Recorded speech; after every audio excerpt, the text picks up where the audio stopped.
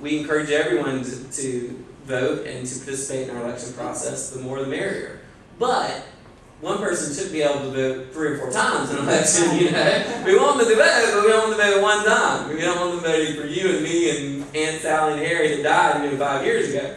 So that's what's going on in our state, and this is, I think, the common sense solution, the way of correcting this problem. And what this will do is actually not just pass and change a law. The initiative process, the way it's set up, actually amends our Constitution.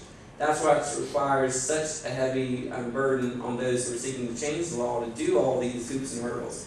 And we started this process, I did back in June, I think, of last year, and it's taken until February of this year to actually go through all the bureaucratic process of reviews by the Secretary of State's office and the Attorney General's office. They both reviewed it like 2 or 3 times each, the language and all this. And so finally in February, the 11th of this year, we got the final okay to move forward and collect our 90,000 signatures. And it's taken from February to now to get hooked up with groups like yours around our state and to get the petitions printed, to find the money to pay for all those things, you know, it costs money to do all that.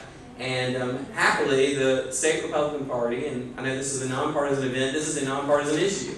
We're talking about free and fair elections, and we're asking anybody and everybody, independent, libertarian, Republican, whoever, Democrat, to please join us and help with this. But I will have to say the state Republican Party, thus far, has been the one who's come forward with the money to help support this. And to that end, you see all these printed, nice petitions front and back. And does everybody have one of these? If you look on the back, that is the actual language of the initiative itself. And I would urge you, right now or a convenient time, to feel free to read through that. Now, a lot of that is legalese. I'm an attorney, and unfortunately that's the way these things have to be worded. But it really is pretty straightforward and fairly simple, I think, for anybody that you would hand it to read and understand. It is modeled after the Indiana law. The reason I chose the Indiana model, it was very straightforward and simple. That is the only state that has actually been sued by, I think, the NAACP or the ACLU or one of these groups that typically sues when you're trying to do something. They passed this law a couple years back. Whoever it was sued them, and that case went all the way to the U.S. Supreme Court based on this same language, this Indiana language. And the Supreme Court, as crazy as it is, I have some real problems with some of the rulings they come down with, but even with our current court, 7 out of the 9 members of the Supreme Court, it was a 7-2 decision, upheld the Indiana law.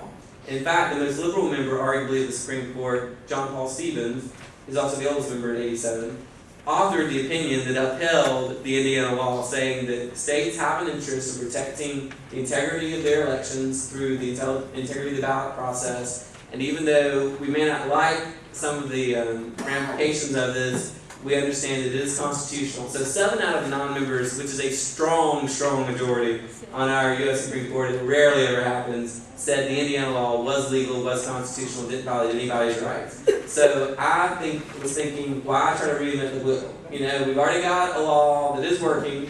We've got a law that's been upheld by the U.S. Supreme Court by a huge margin, including 2 of the 4 liberal members of the court voting with the conservative bloc, saying this is legal, so why try to do something different? So I basically I didn't take any credit for this language. I took the Indiana law. We had to change just a few words because they used a few different words to describe the same thing that we use other words for here.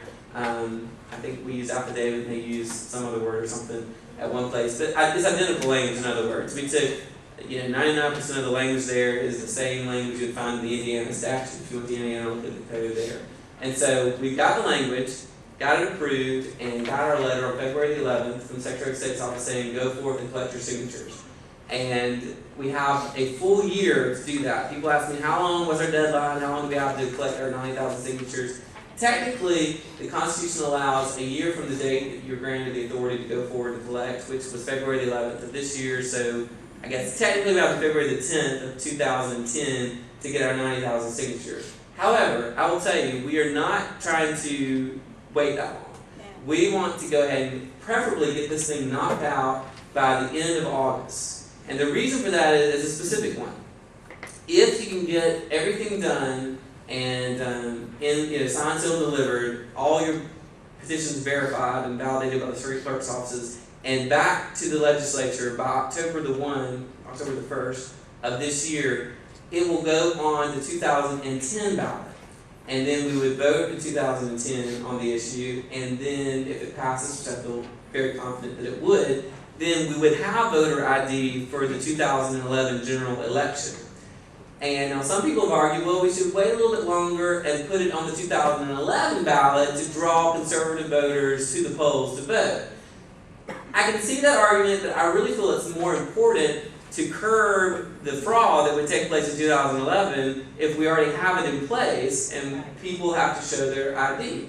And so that is the tack that those of us who are in favor of this have taken to try to get everything done.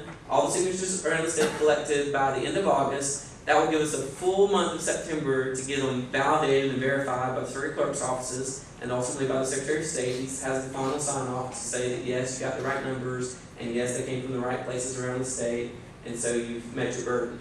And so if we can do that, then this issue will be on the 2010 ballot when all your congressmen are running for re-election and those kinds of things. And then we pass it, and it would be in effect immediately thereafter, and we would have it in place by 2011. And hopefully cut out a lot of voting fraud that would go on the next general election when the governor's running and everybody on down the line. So that's the goal. So if someone asks you, how long do you have to get this? Legally, the answer is February of next year, but our real date that we're trying to target is end of August this year, so that's only a couple months from now. Now, I will tell you, I got some really good news. Last night on my drive back up from the meeting in Hattiesburg, I was riding with some guys from the State Republican Party, and they just held a huge fundraiser a couple of weeks back, raised about $200,000, and luckily, they are willing to spend a good portion of that money on the voter ID issue. And to that end, they're going to do a mail out of 100,000 petitions to 100,000 households around our state at the end of June. Now, what that would mean is you'll be getting a little nice, neatly folded little, one of these little things, and you'll pop it open, and inside it'll have instructions on one of these same petitions that you're holding in your hand, and it'll ask everyone to get 10 signatures, that's how many are on each of these, and then mail them back in. And you can do the math. You've got 100,000 households, and even a fraction of those households take it seriously and do it, mail it back in, we're going to be very, very close to our goal of the 90,000 hopefully. But we don't want to depend on that because I really feel like grassroots is where it's at. Groups like this all over our state who have the passion and drive to get this done, I think it's important that you just don't hire it out. Because people, if they're invested in it, they've worked on it themselves, they'll have a passion about it, and then when it does show up on the ballot, you'll have people, encouraging their neighbors and their friends to actually vote for it on the ballot. So it's extremely important, but I did want to let you know that sometimes you get discouraged thinking 90,000 is a lot, and there's just a few of us around here working on it. There is going to be some help coming in a major way, but I don't want you to get overconfident and say, well, the mail-out's going to take care of it, so we don't have to worry about all this either. So I tell you that to encourage you, but I also want to encourage you to do as much as you possibly can. And we're going to be coming out with some goals for each county a little bit. I was actually expecting them to already come out based on a model they're using to see how many people voted in the last elections in each of the different counties. That goal is not out yet, but I can tell you it's going to be in the thousands, not in the hundreds for each county. If you can do the math, there's 82 counties in the state, and we got to get over 90,000 signatures. That's at least over 1,000 in each county. And some of these Delta counties, river counties, have less than 5,000 people in total. So, they're not going to be able to get 1,000 in Sharkey County or Sequina County. So, some of these bigger counties like Pearl River and Lamar and Forest are going to have to pick up the slack for some of the real tiny, more rural counties where the population is just not there.